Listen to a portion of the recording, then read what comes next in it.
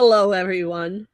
Welcome to Let's Become a Beloved Society, Conversations Illuminating Your Path to Wholeness. I'm here with my co-host, Mary Ardania, Hi. and we're here to answer your questions about how do we become a beloved society? How do we cope in the midst of the chaos that we're living in right now? And how do we create that world that we know could exist if we could all just figure it out, how to play together nicely in the playground. Mhm. So, Mary, you had someone ask you a question today. Would you like to share the question so that we can talk about it? I mean, I'd have to, it's on my phone. Okay. And if Oh, I I'll look. go I'll out look. of You here, send it I to think me. I will be gone. So You if, sent it to me, so I'll go ahead and read it then, because I don't want you to have to go look it up if it's on your phone. yeah, if you don't mind. No, I don't mind at all. So, the question is, how during this time of chaos do I cope with the extreme sensitivity that is causing a lot of anger at circumstances around me? Yeah. Now, do you know whether those circumstances are I, personal circumstances, or are they more of the sort of, national chaos that we're dealing with? it's everything. All It's, layers? yeah, it's all the layers and it's expressing itself in this person's personal relationships, among other things.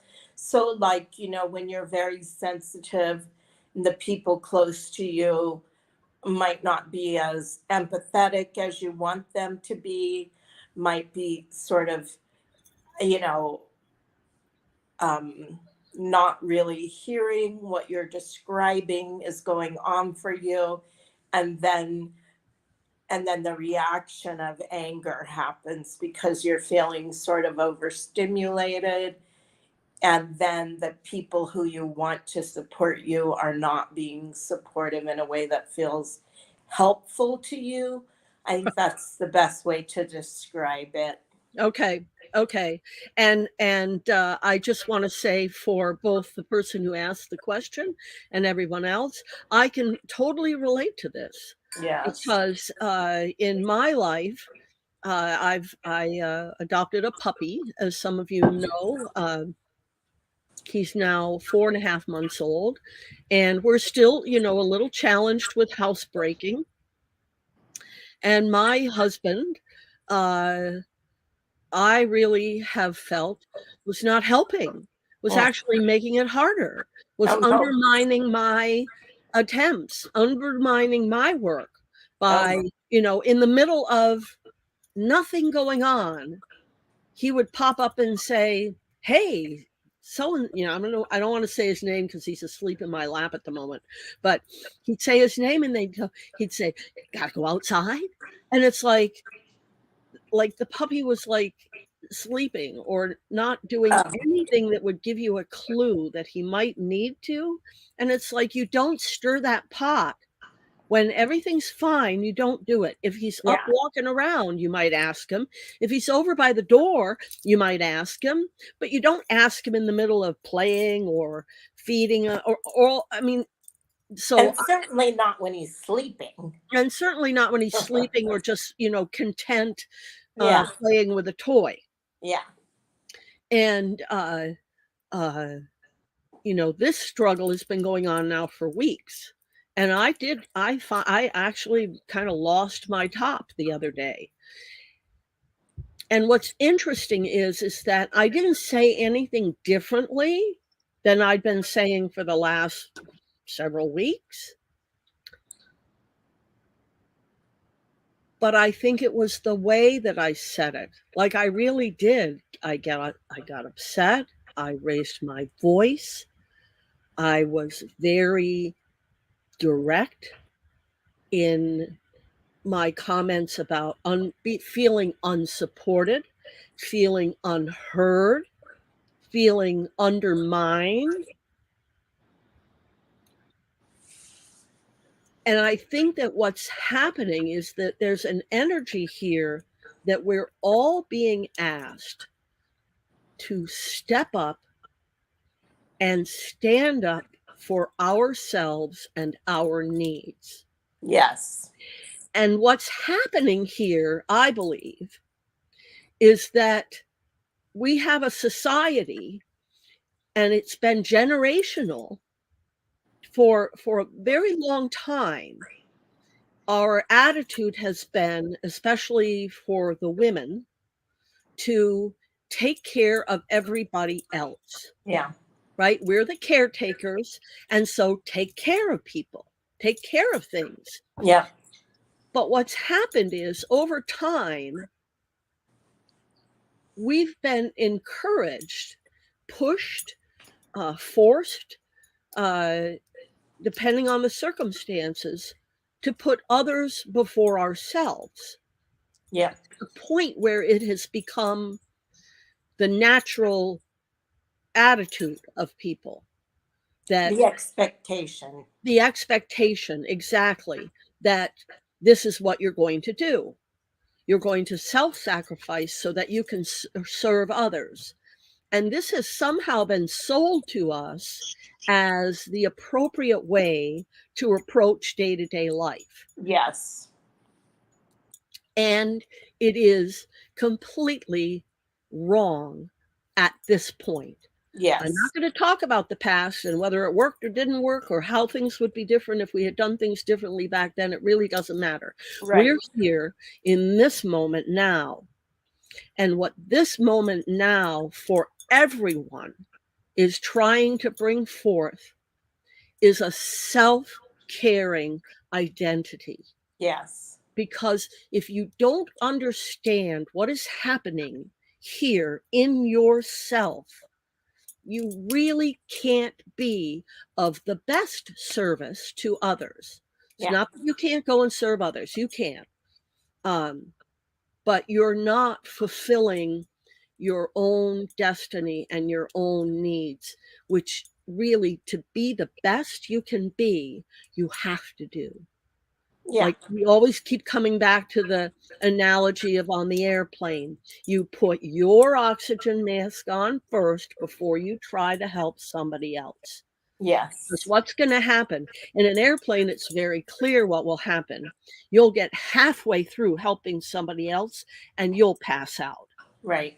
And now somebody else is going to have to help you and Right. revive you. So you're not doing yourself or anyone else a service when you go to help someone else if you have not done what you need to do to take care of you first. And it does require undoing a lot of in like conditioning that we have.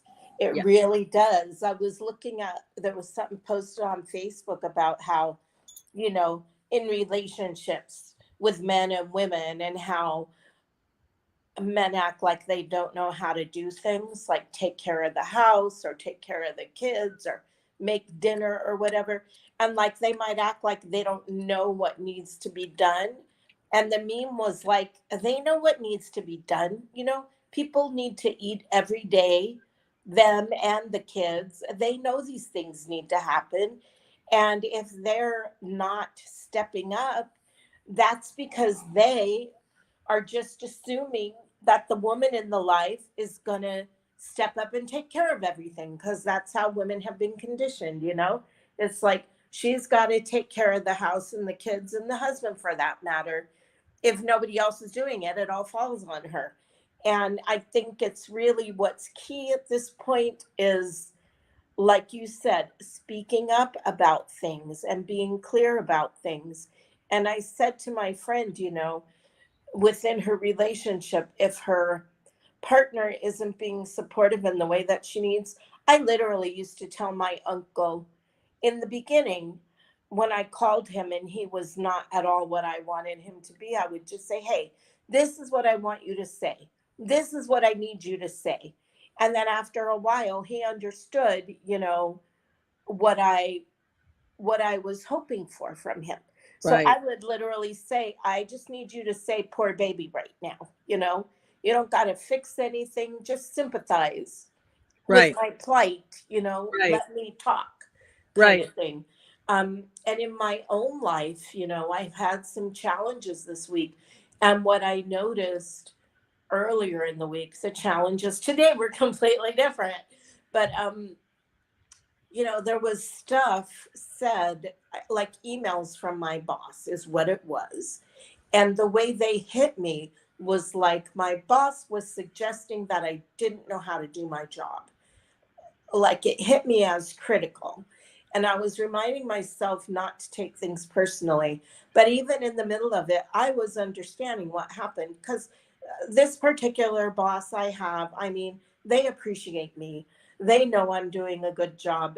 The tone that I was hearing was nothing I've ever heard from any of the people who are my superiors at this job. But it's that same thing where, like, anytime I've had a job, if my boss said, "Can I see you in my office?" my feeling is like I'm waiting for the other shoe to drop. Like, what did I do Right. wrong? Right. And the truth is, it's almost never been that they called me in to tell me something I did wrong. Right. Almost never. Right. I mean, Right. there was that one time they fired me or whatever. Right. Right. But like in general, my reaction is that, like, I did something wrong and I'm going to get in trouble. Right. So, for me, I was looking at that. It's like, okay, this is what is coming up for me. This is my old programming that's Right. coming up for me to take a look at it and figure out, you know, what needs still to be healed about this. Right. Right. And I think that's what's going on. That's what's going on. And Yes. that's why people are so sensitive and so volatile, because all of this stuff is coming up.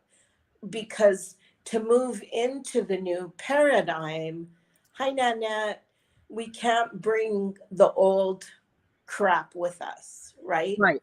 Right. We, Exactly. we have to let go of this stuff. Exactly. Exactly. You said a couple of things that I want to touch on when you were talking about what you really were needing from your uncle when you were calling and were needing support. Um, John Gray wrote a book by the title "Men Are from Mars, Women Are from Venus," Mhm. and it's one of the I fully believe it should be a required text for everybody because in it very simply breaks down our emotional needs based on our uh, birth sex, I'll say, right? That anyone expressing as a male, and it doesn't matter what your birth sex was really, but if you're expressing male energy, then your response to a woman or even maybe another guy who comes along and is sharing a problem with you, if you're exhibiting male energy, you're going to try and fix their problem. That's how you're wired. That's the wiring of maleness. When you're upset, if you're wired with maleness, you're not going to want to talk about it with anybody. You're going to want to go into your cave and you'll ruminate on it until you're ready to come out of your cave. And when you come out of your cave, it will be in the past and you won't want to talk about it and life will go on. That's all of the wiring of a male. On the other hand, if you're wired like a female, if you're exhibiting female energy, you're going to want to talk about your problems. When you come home at the end of the day, you're going to want to let it all out. You're going to want to talk about it all out. At the same time, you're not looking for any fixing. You are just processing. And that's how female energy processes, by talking and sharing and getting it out. You don't need anybody to tell you what to do. You don't need anybody to fix it. And so what happens quite often is there's this clash between the male and the female energy because the woman or the female energy has been waiting for the guy to come home all day, and they want to talk about their day, and the guy comes home and he wants to be left alone and go in his cave so he can process his day. Now, if you don't know that that's going on, you're going to have difficulty in your day-to-day life with your partner or with other people, because you're not going to understand how the wiring is impacting your needs and your wants. And I think that it was great that you were aware of what you needed, right? I don't need you to tell me how to fix this. I just need you to listen. Just say, I'm sorry, Mary, that you're having such a bad day, because that's really all the woman needs. One of the other things you mentioned was not taking things personally, and I wanted to just take a moment to remind everybody of the incredible resource that Don Miguel Ruiz gave us in the 4 agreements. Not to take things personally, not to make assumptions, to always be impeccable with your word, and to always do your best. Yeah. And if we can live with those 4 agreements as our guiding rudders, we can get through a lot of life with a lot less difficulty than in the past. Yeah. Agreed. So, and also, hi, Nanette. I'm glad you've joined us. And to anybody who's listening or watching, if you want to call in with a live question, you can call in to the number on your screen, 907-351-3003. That's a 1 for America. And we'll take your question live. You can also, if you're watching, put a question in the chat box. If you're here with us live. If you're listening in the podcast afterwards and you want to send a question, you can send it to questions@walkingthroughyourwalls.com. Or you can call the studio number, because you can always leave a voicemail. You can also text to that number. So let's get back to the original question. How do we deal with the anger? And this can be a difficult one for me to answer, because I'm at a point where I don't usually experience anger in my day-to-day life. I've adopted and am very aware of the fact that at any given moment, everything is in perfect divine order, because it can't be anything else. Because everything that's here is a function of divinity. Everything.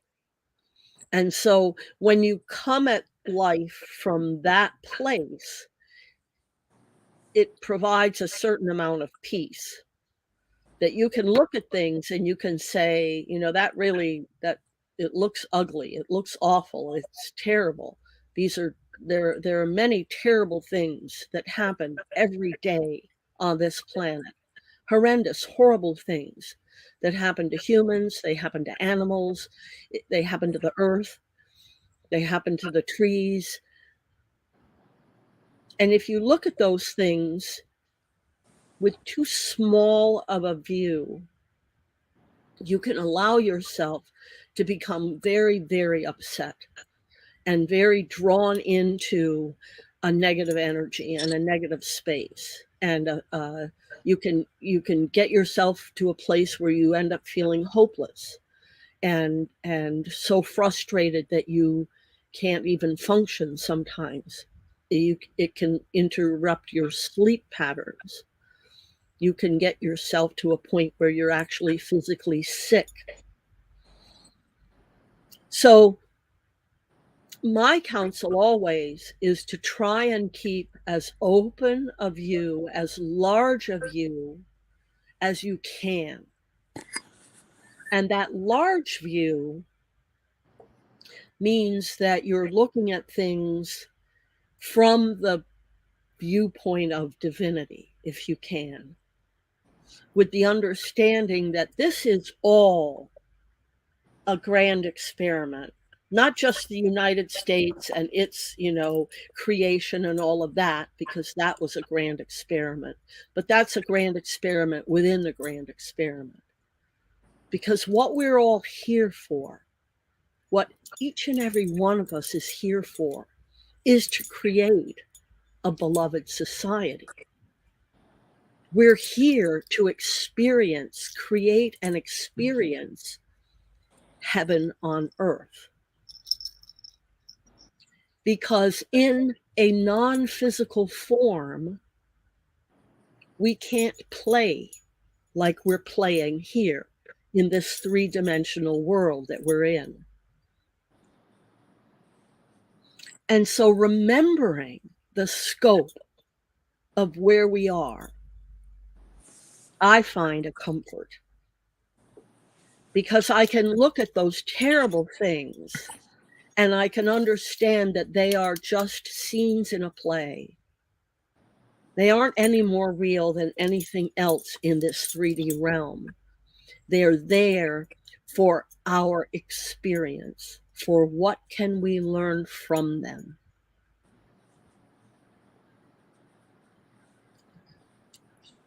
And so there's a lot of things that are happening, particularly in America right now.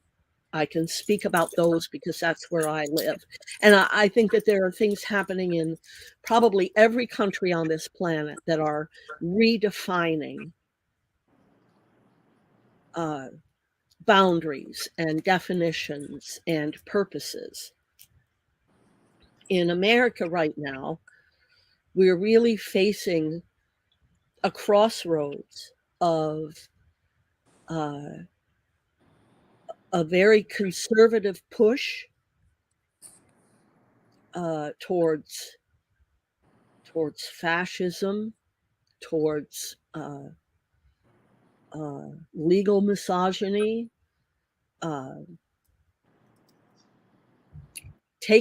there's a real push to take us to a place that is very backward from where we've progressed, with limitations on abortion rights, women's health rights, gay rights, LGBTQ community rights. All kinds of things are up for being removed from our abilities, from our lives. And each of us is being asked in our own way to decide who we are individually, and decide who we are as states and as a country. And so these are not easy times, because what's happened is we've made a lot of poor decisions that are not divine, decisions that are not a part of becoming a beloved society. They're decisions that have been crafted and handed down to us, and they're all a part of larger myths. And so we are in a time now on the planet where we are in myth-busting mode. And many, many of these myths that we've lived with are going to be stripped away in the coming years. And the way to find comfort and navigate through them is to come into yourself and start to take care of yourself first. So now I'm going to read some comments that Nanette puts in. I find in those times when I don't want to talk about something with anyone, but mostly men, and yet I feel the need to share that I just want to verbalize that. For instance, I'm thinking about my mom, but I didn't want to talk about it. That I just needed to say it so you're not worrying about something as is wrong. I know the subject has changed. That's okay. This is going back to what we were talking about earlier. And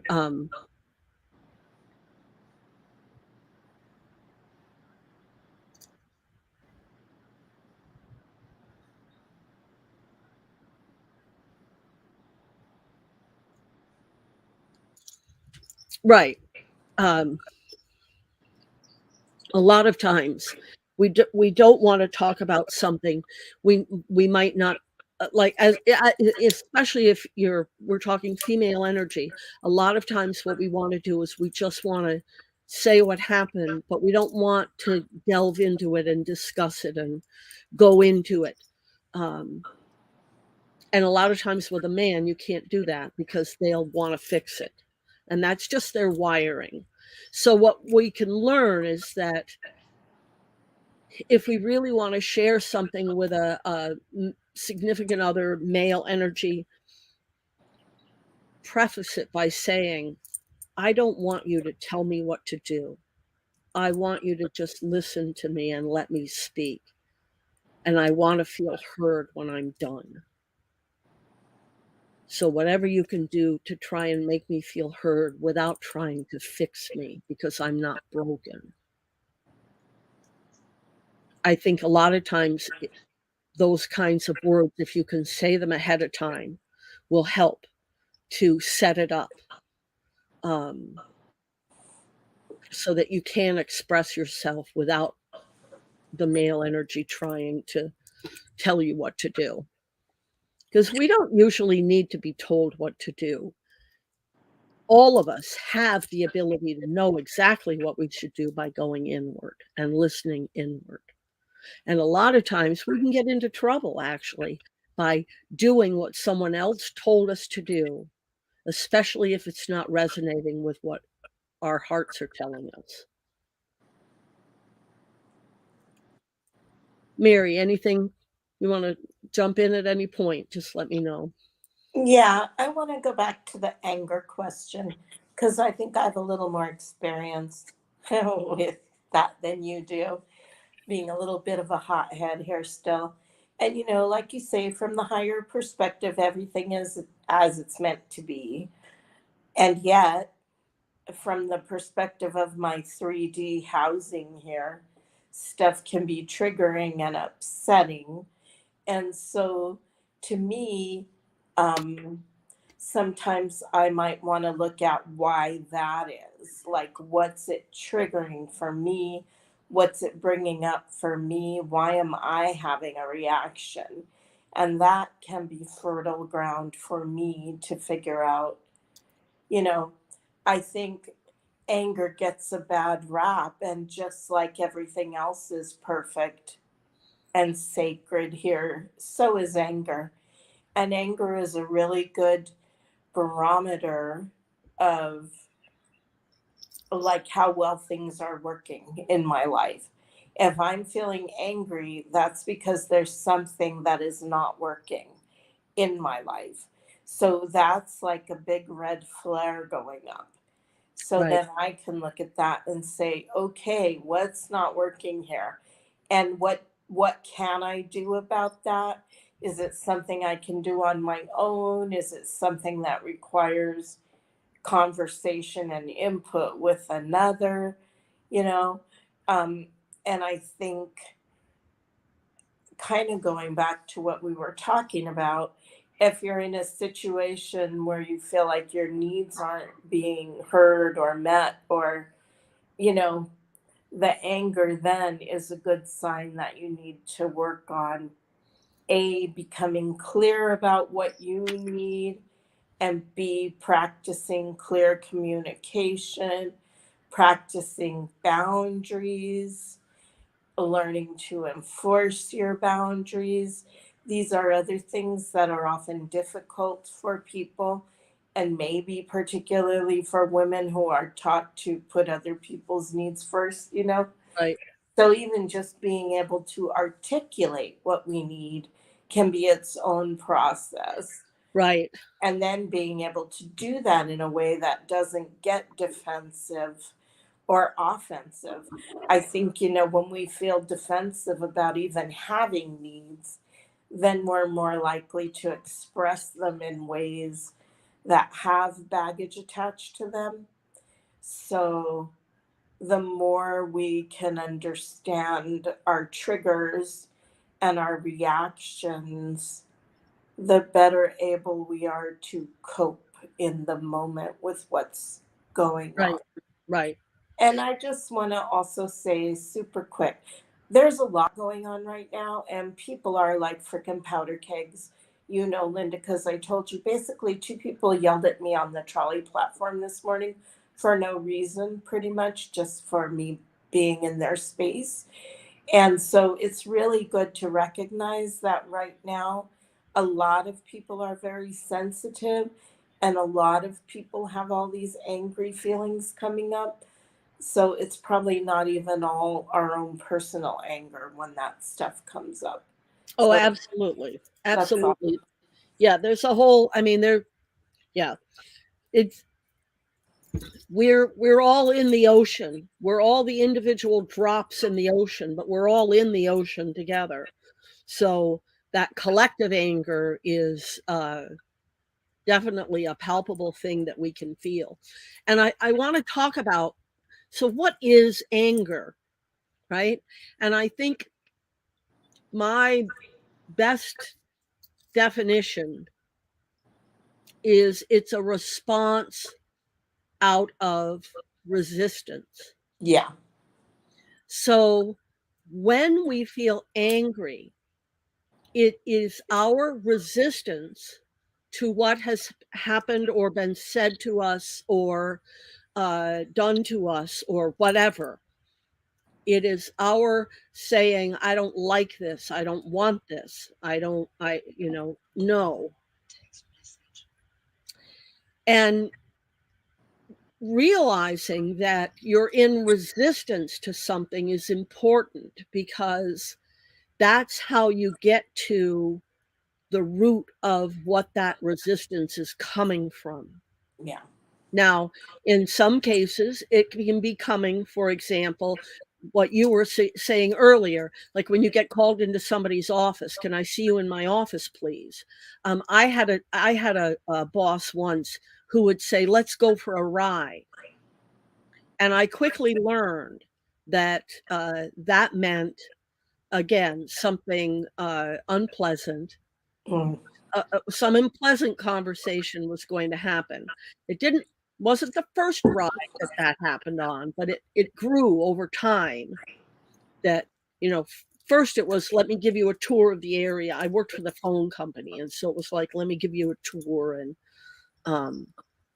but then it morphed into this. Every time he'd say, let's go for a ride, it was like, okay, I'm in trouble for something.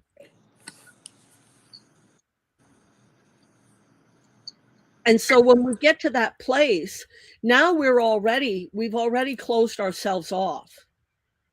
And so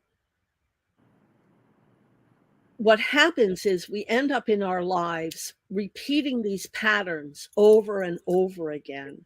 And we have to be able to identify the pattern and be able and willing to break the pattern. Right. And this is where our wiring becomes a problem for us, because as a body, the way our bodies are wired, we don't like change, and we don't like to be uncomfortable. We don't like that feeling of having made a mistake. We Right. don't like that feeling of being wrong. We definitely don't like the feeling of being in trouble with other people, but we also don't like the feeling of being in trouble with ourselves. Right. And so it is why it is so difficult to make the shift, to really embrace the steps that are needed to become a beloved society. Because we have to be able to admit to ourselves when we've made a mistake and when we're feeling vulnerable and afraid. And we have to learn how to work with those feelings, not just stuff them down, because stuffing them down is what we've been taught. Don't cry. Put on your big shoes. Put on your big pants. Be a man, be a girl, grow up, whatever. We just are constantly told not to express our emotions, which is another way of saying don't be yourself. Don't allow your feelings. Don't feel your feelings. Don't be what you are.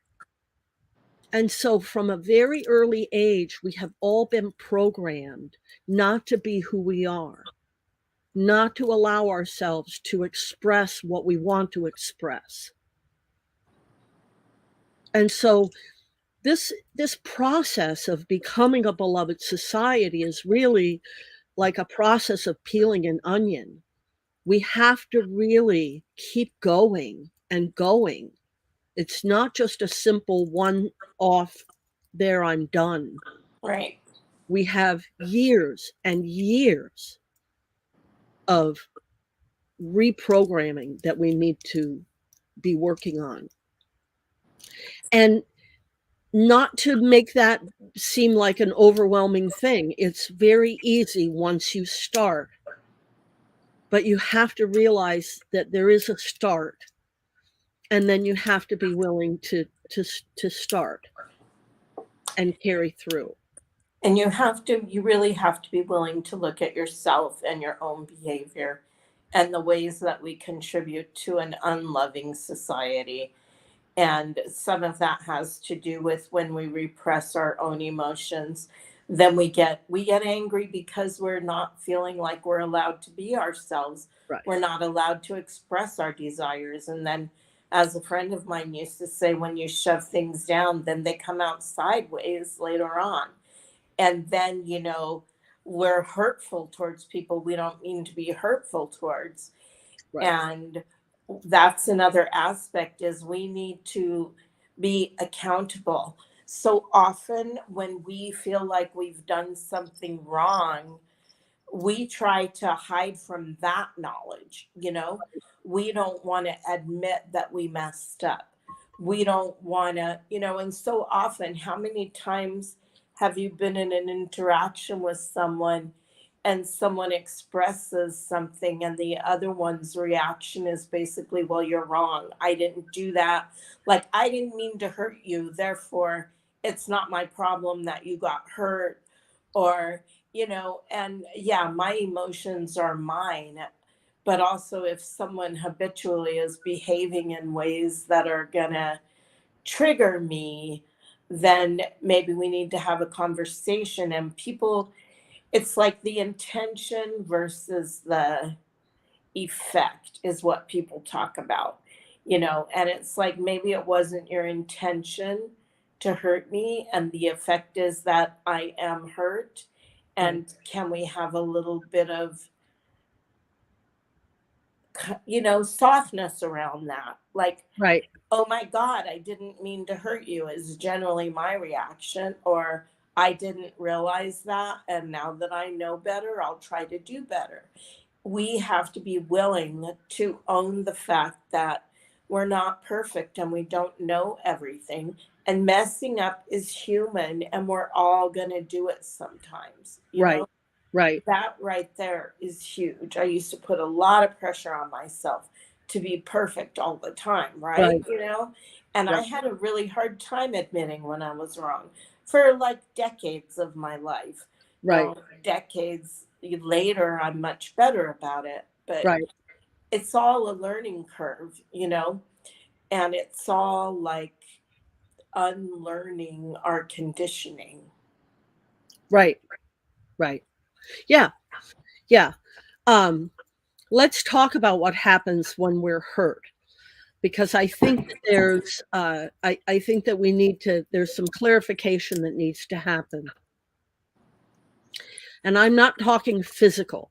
When somebody does something physical to you that hurts, there is no doubt that that is somebody doing something physical to you. But when people are speaking and they say things that land in a way that it feels hurtful, the number one thing that I go back to are the 4 agreements, because when people speak, the words that they're saying are a reflection of them. They may say that they're a reflection of you, but when someone is speaking, no matter what they're saying, it's coming from within them. There is no one out here making them say anything. If someone tries to claim that you made me do that, actually, my first husband did that in therapy, tried to claim that I made him have an affair with someone else. The look on the therapist's face was precious. Did I hold a gun to your head? Right? You know, no, there is no way that those things happen, right? When you decide to take your pants off in another woman's house and do what you did, I was not there making you do that. You did that on your own, and that was your choice, right? I did not make you do that. Nor, when he did that, was my unhappiness his fault. I chose to become unhappy over what he did. He didn't make me unhappy. And this is one of those places where the way we become a beloved society is to understand where the start of these things is. It's in our response. And a lot of times it's a reaction. We react. And that reaction is because it's wired. And so the way we learn how to navigate through the day life is to understand that we do have complete control over ourselves. It is actually the only thing that we can take control of. We can't control anything else. You can't control other people. You can't control the weather. You can't control what's going to happen. The only thing you have any hope of ever controlling is yourself. And that only happens when you come to the realization that you can choose your response versus have a reaction. And you may get to a point where you can be so in the moment that you are able to choose your response before your body has a chance to react.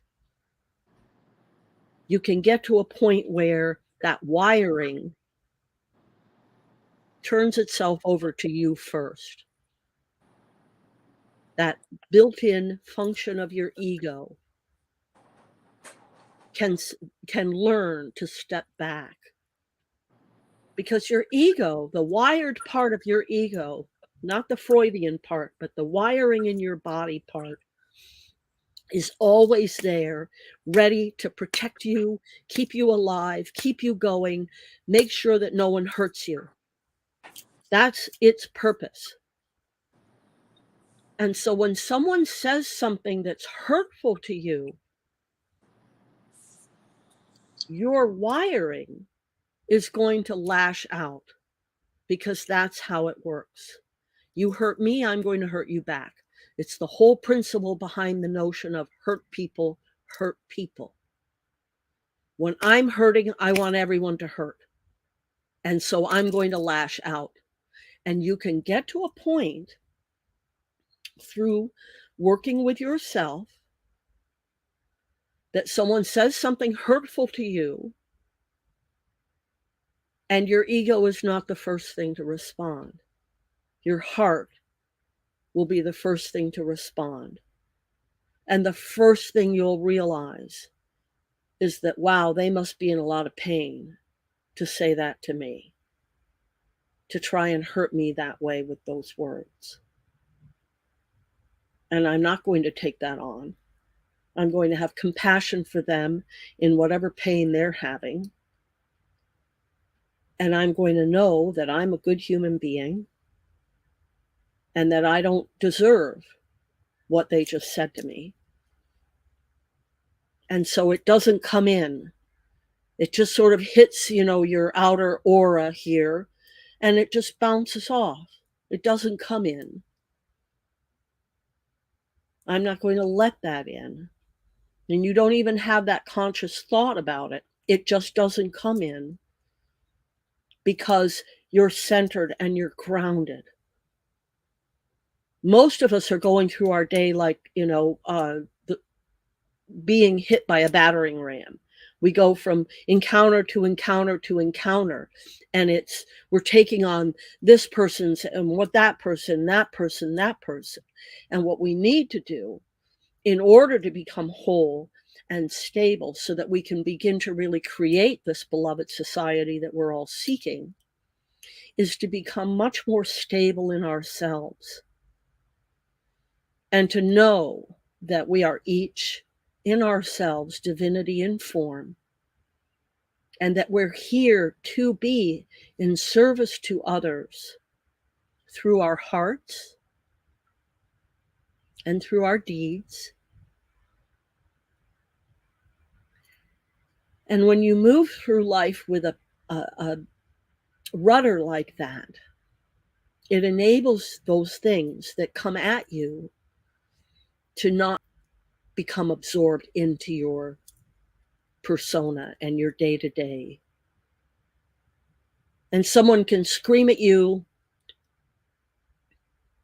and you can look at them, and you can have compassion for whatever pain they may be in, which you don't know and you don't need to know. And you can just, say to yourself, I love them and I bless them, and I wish the best for them. And what they said doesn't matter. They don't know you.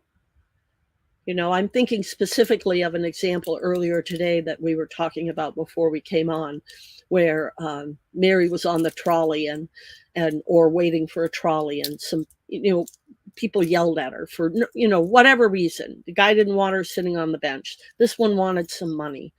And you know what? Those are all their issues. And somehow, in this very crowded society that we're living in now, so many of us, I don't live somewhere where there's too many crowds, but, most people do live where there are lots of people. It's an emotional soup that you're living in, right? Everybody's energy is out there swirling around, and you're trying to work through it and move through it and live amongst it. All the more difficult to try and stay balanced and stay within yourself and stay whole and stay in purpose, in service, on purpose. Very difficult. And so, at the end of the day, if you get home and you feel like, okay, well, I started out okay, but by the middle of the day, I was, not doing so well, and I yelled at that one guy, and I wasn't very nice to that person. You just forgive yourself. You forgive yourself, and you realize that, okay, this is a lot of work. It's a lot of work trying to be a human in this 3D world. This isn't easy.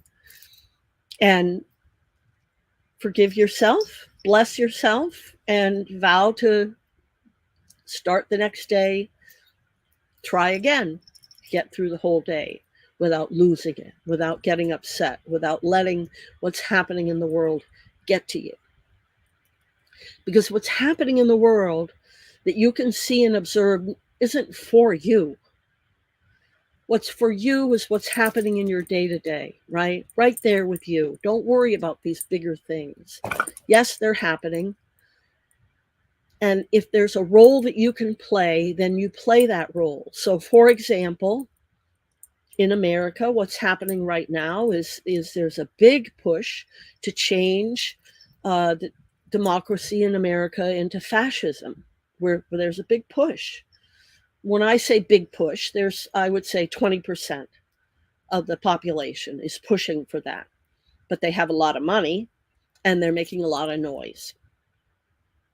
And that can be frightening, right? And we can get all distracted by this movement out here. But what's important is what you do, right? That's the only thing you have any control over. So if these things are of concern to you, then you learn what you need to learn for the votes that are coming up in your state, in your city, and in your state, and at the federal level, and you participate in the structure that we have, which is to vote, and you make your voice known. And you can volunteer to help others, make sure others are doing the same thing. And that's where you have control, right? So it's useless to watch the news at night or listen to it or watch it on your podcast or whatever and get angry about it. That's a useless exhibit of energy. What you want to do is when you start to get angry, you want to shift that into how do I help create what I want? And put that energy, that emotion, that anger into action. Take action. How do I change this? If you're in a relationship where you're angry, then put that anger into action on how do you solve this problem. Maybe you and your partner need to go to therapy. Maybe you and your partner need to split up. Sometimes we spend years, long beyond what our hearts are telling us, out of just sheer inertia. It really ends up often being sheer inertia. Because again, the body likes stasis. We don't like change. Change is disruptive. Change is upsetting. And so quite often we're willing to just maintain the status quo because it's the easiest thing to do. But we are in an energy now on this planet where we must take action. If we're going to create this world that is trying to be birthed of a beloved society, we all must, in our own lives, take action. Let me see here now. Nanette has made some comments.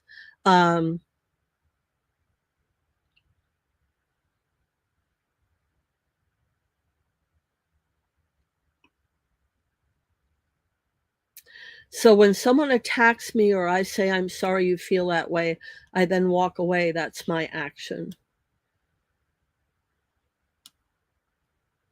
And earlier, Nanette said something about her, like she would try to share with her brother and he would say, I don't want to hear it.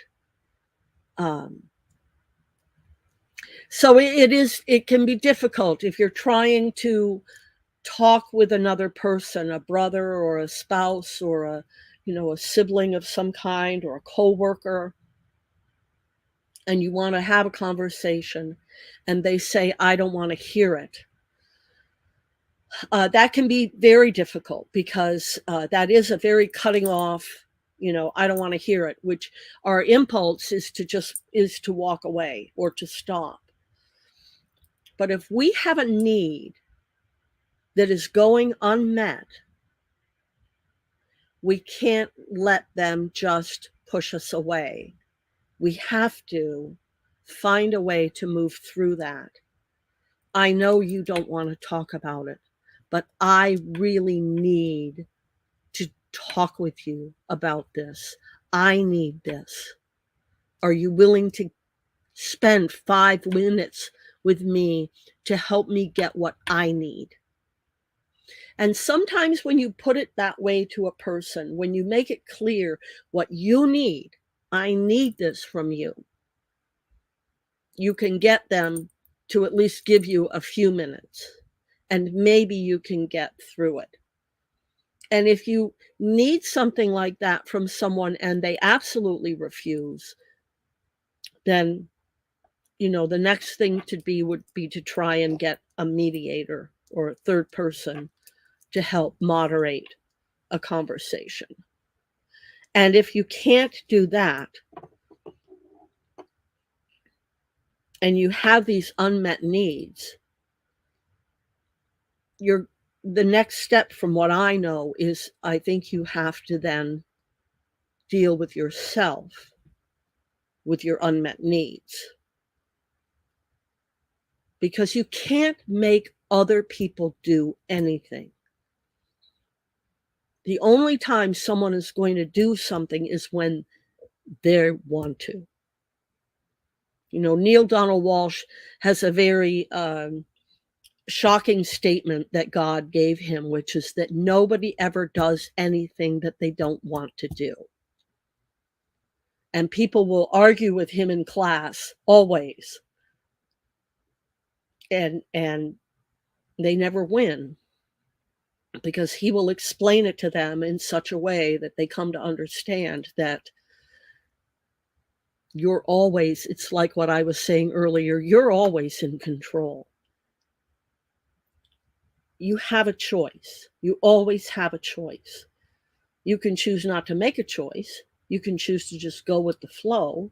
You can choose to do what other people tell you to do. You can choose to do nothing. But you're never doing anything that you're not choosing to do. No one makes you do anything, ultimately. Now, I'm not hearing you, Mary. Yeah, I had my mic muted so I wouldn't make random noise. Even if it doesn't feel like a choice, this is really important, because like I might feel sometimes like, I have to go to work today and it doesn't feel like a choice. It absolutely is a choice. And I don't want to deal with the consequences if I make a different choice. That's what it's really about. I make this choice because I want to get paid and pay my rent. And I could absolutely make a different choice if I was willing. It's on backwards. If I was willing to deal with the consequences, of possibly getting fired, of losing my good reputation that I have at my job, it's like, it doesn't always feel like a choice, but we are making choices based on not wanting to deal with the consequences. Now, in this late stage capitalist society, a lot of times we wish we were faced with better choices, and we're making sort of the best out of the crappy choices we're faced with. But yeah, that. Okay.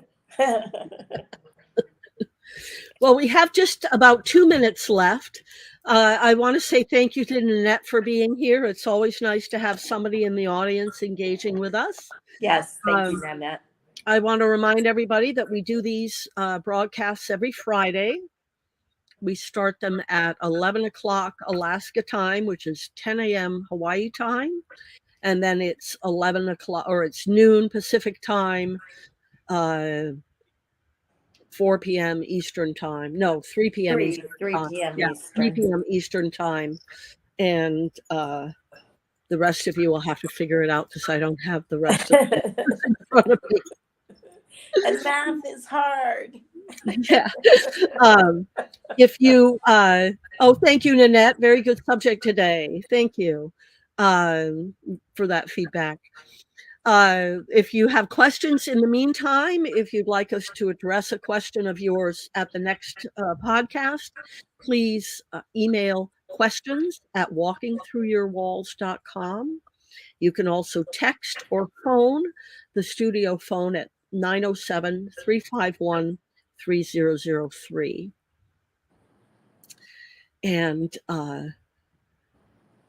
let's just say yes for Kansas. Kansas has shown us that even in a conservative state, there are enough people who believe that we each have our own sovereignty, and that we don't have rights to take rights away from other people.